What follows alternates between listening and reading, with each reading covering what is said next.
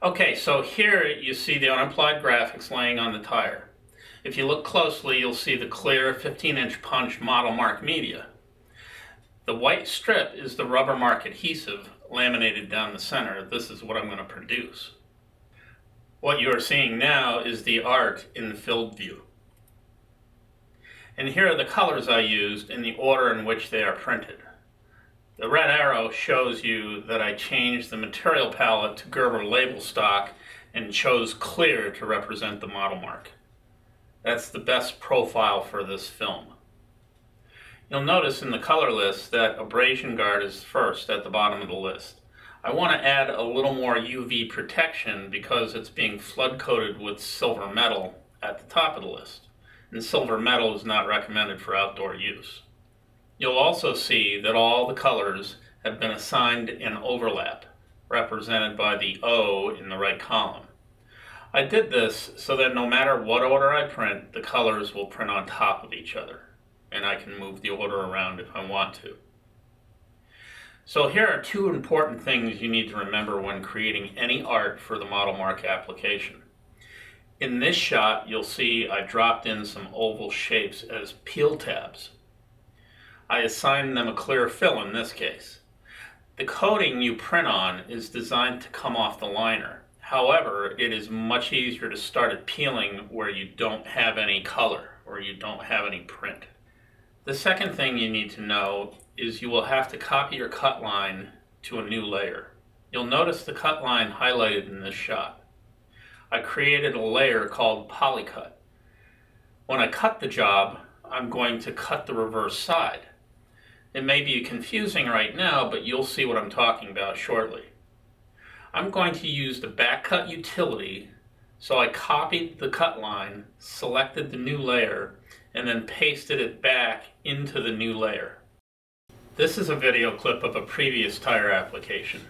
The tab is important because to finish the application, you need to peel the polyester off, starting where it isn't printed.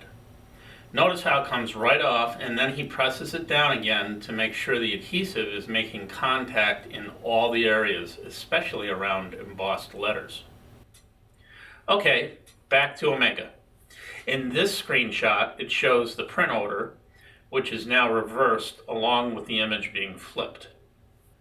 In plot, we want to make sure your cut target or your bomb site is set for center left. This way, when we flip the material over to cut the other side, it'll be easy to line up with the target. So there is one more thing that you want to check, and that's your layout tool in plot. The height of your graphic should match your laminate. So if your laminate is the 10-inch RubberMark adhesive, then the height of your graphic should only be 9 inches or 9.5 inches tall, maximum. And also you should center your graphics on the vinyl so that the target is in the center of the vinyl, and when you flip it, it's also in the center of the vinyl. In this clip, we are printing silver metal, the last color down, on the ModelMark media.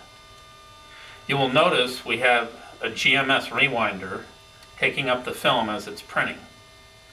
You need to have a way to keep a little tension on the ModelMark as it prints and rewinds because the film is relatively thin and unsupported by a liner, and it can wrinkle and jam in the printer. You can do this by holding on to the leading edge of the film as it comes out of the printer, and when it rewinds, do the same thing on the other side. If you end up doing a lot of this work, you may want to invest in a set of rewinders with an alignment frame. There is a video on our YouTube channel for more information. In the next video, I will be laminating and cutting the teardrops.